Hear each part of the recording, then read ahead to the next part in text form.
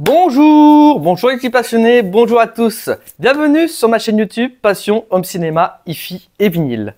Aujourd'hui, le sujet du jour, ça va être les pistons des films. Voilà. Je trouve qu'il y a de plus en plus de pistons Atmos en français qui sont géniaux et ça fait plaisir. On commence à être pas mal. Et des fois, il y a du vrai foutage de gueule, je le dis clairement. Donc voilà. Mais j'aimerais faire un peu un listing de mes pistes son et films préférés. Voilà, on va faire un mélange des deux, ça va être sympa. Parce qu'il y a des films que j'adore mais qui n'ont pas vraiment la piston adéquate, je trouve. Et d'autres qui ont des pistons qui bourrinent bien et qui n'ont pas lieu d'être. Donc, on va faire le listing de tout ça. Mais avant toute chose, générique, on se retrouve après.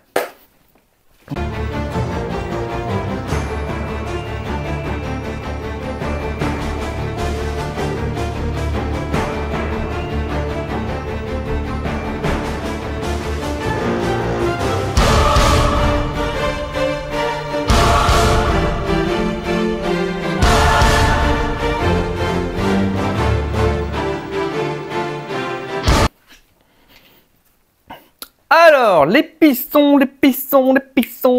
Non, les pistes sont, pas les pistons.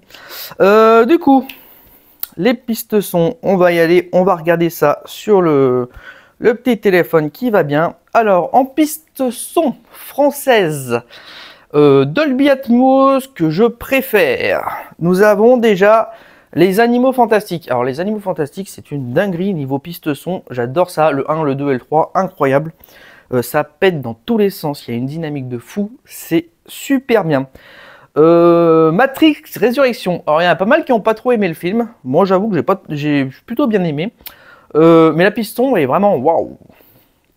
Wonder Woman forcément, qu'on a, de toute façon tout ce qui est DC Comics, voilà, parce que je crois que c'est Warner Bros qui produit, donc du coup Warner Bros, merci, vous nous mettez des pistes son en Dolby Atmos, et ça c'est top.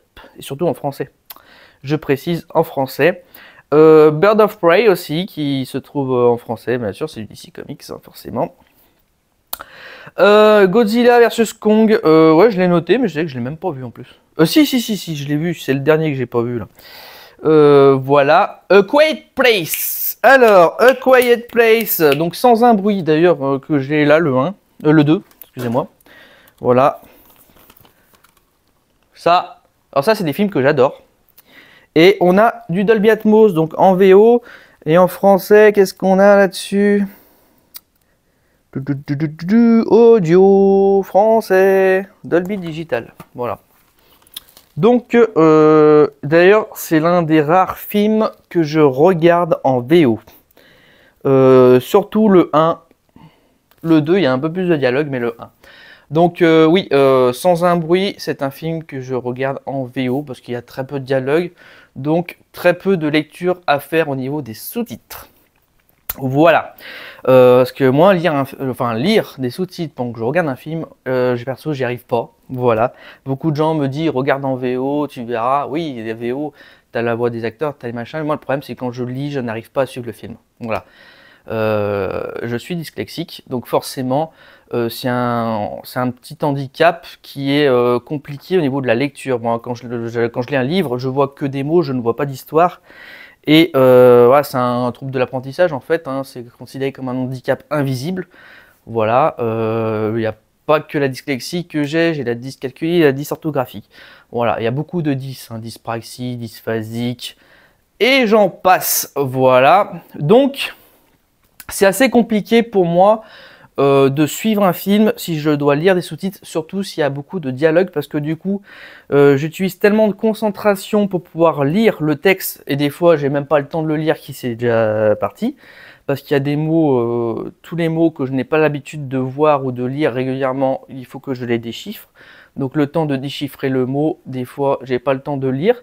Donc il faut à la limite que je mette en pause à chaque dialogue pour pouvoir lire les sous-titres.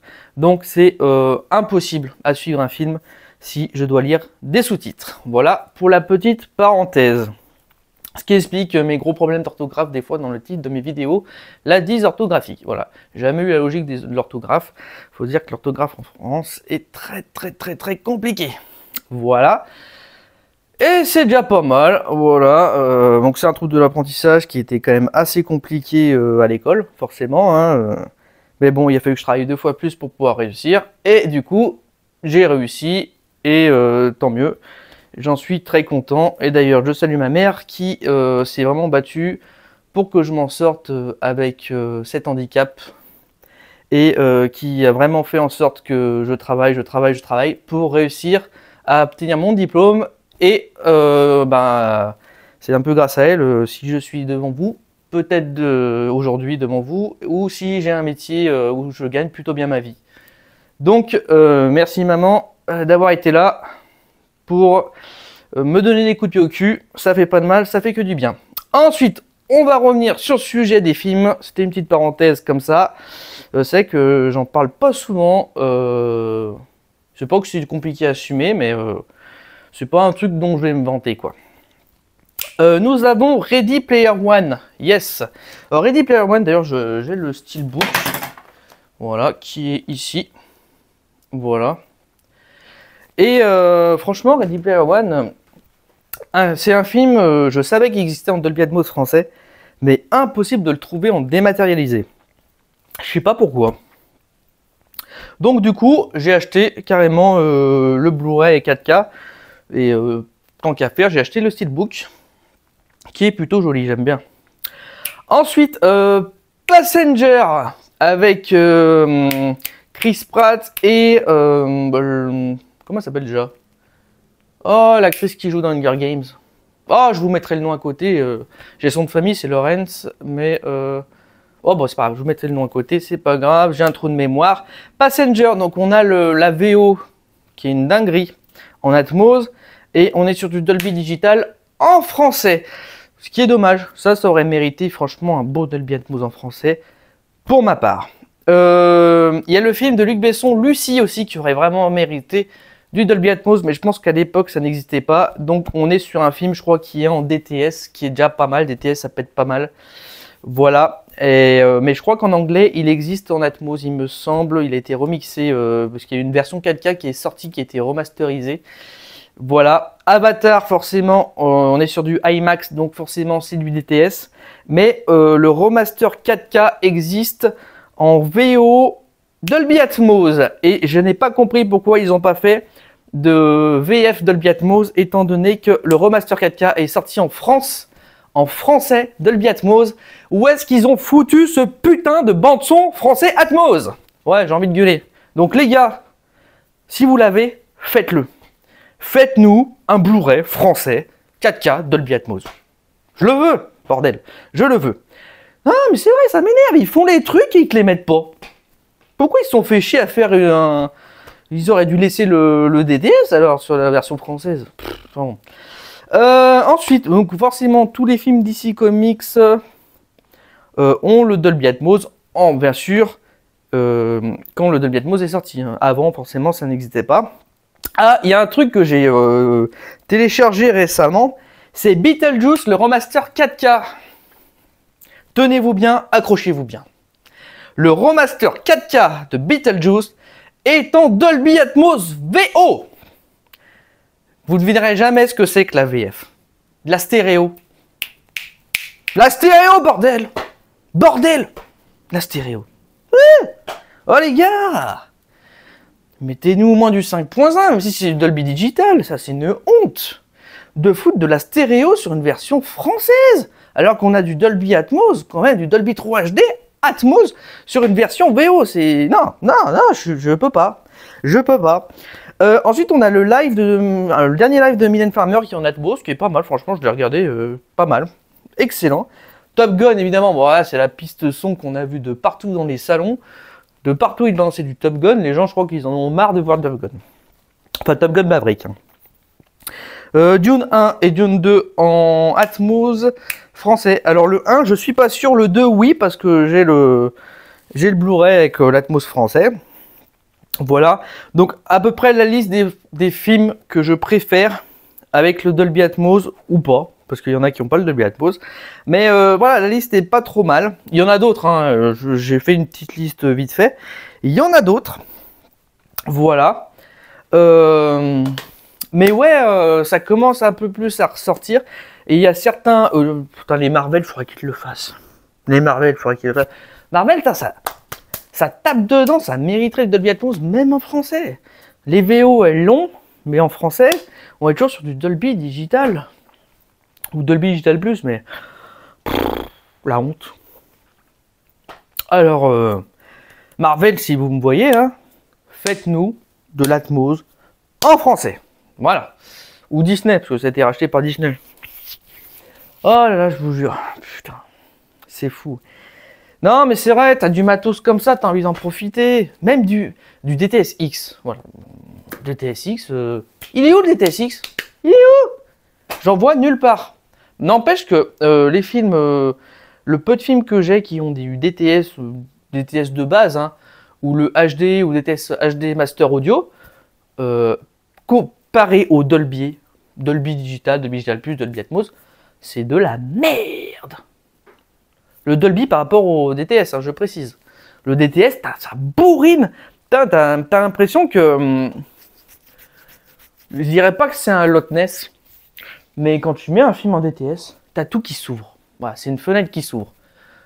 C'est explosif, c'est dynamique, t'as le son, c'est comme si t'avais monté le volume de 10 points. C'est fou. Et franchement, j'apprécie vraiment le DTS et je regrette qu'il n'y en ait pas plus. Voilà. DTS, qui est le concurrent de Dolby, allez-y, faites des pistes son, 7.1, DTS-X, tout ça. Faites-le, faites-le, faites-le. Il faut qu'il y ait un juste milieu. Et ce qui serait bien, ça serait de proposer des films en plusieurs pistes son HD. Donc, un film qui a la piste son genre Dolby Digital Plus 7.1 et un DTS HD Master Audio 7.1, voilà. Avec les deux pistes, ça pourrait être sympa. Et ensuite, ils nous font aussi Dolby True HD avec l'Atmos et le DTS-X. Voilà, ça pourrait être pas mal ça. De avoir les deux mixtes, on va dire. Bon, en vrai, je vous explique pas les galettes qu'il faudrait, hein, parce que bon, ça prend de la place tout ça, le son.